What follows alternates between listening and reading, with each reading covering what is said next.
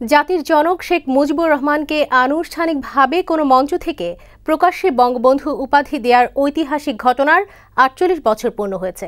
১৯৬৯ সালের ২৩শে ফেব্রুয়ারি বর্তমানের সোহরাওয়ার্দী উদ্যান তৎকালীন রেসকোর্স ময়দানে এক সংবর্ধনা অনুষ্ঠানে প্রথম তোফায়েল আহমেদ শেখ মুজিবকে বঙ্গবন্ধু হিসেবে আনুষ্ঠানিক ঘোষণা দেন।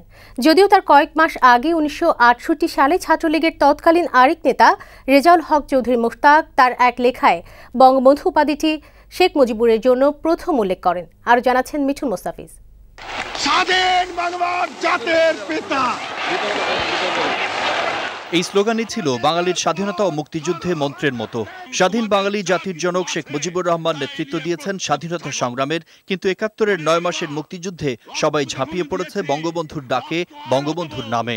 এদেশের মানুষকে মুক্ত করে ছাড়বো ইনশাআল্লাহ। স্বাধীনতার আগেই ১৯৬৯ সালে কারাগার থেকে বের হবার পর রেসকোর্স ময়দানে শেখ মুজিবুর রহমানকে সংবর্ধনা দেয় কেন্দ্রীয় ছাত্র সংগ্রাম পরিষদ।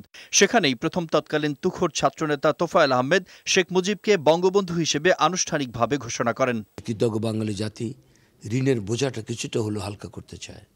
তখন ১০ লক্ষ লোককে যখন জিজ্ঞেস করেছিলাম যে জাতির পক্ষ থেকে প্রিয় নেতাকে একটি উপাধি দিতে চাই, ১০ লক্ষ লোক হাত উত্তোলন করলো ২০ লক্ষ।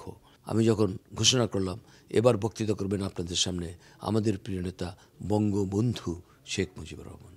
তবে তোফায়েল আহমেদের ঘোষিত এই ঐতিহাসিক উপাধি যার চিন্তার ফসল, তিনি ইতিহাসে আলোচিত হয়েছেন খুব কমই। এই বিরল ইতিহাসের স্রষ্টা ৬০-এর দশকে কলেজ পর্যায়ে বাংলাদেশ ছাত্রলীগের একজন নেতা ছিলেন মাত্র। ১৯৬৮ সালে ঢাকা কলেজ ছাত্রলীগের সাধারণ সম্পাদক রেজাউল হক চৌধুরী মোশতাক সবার প্রথম তার এক প্রকাশিত লেখায় শেখ মুজিবকে বঙ্গবন্ধু হিসেবে আখ্যায়িত করেন। তখনকার দিনে কিন্তু আওয়ামী লীগের নেতারা, বিভিন্ন নেতারা সিংহ শার্দুল, বঙ্গ শার্দুল, সিংহ পুরুষ এই ধরনের নামে আখ্যায়িত করত।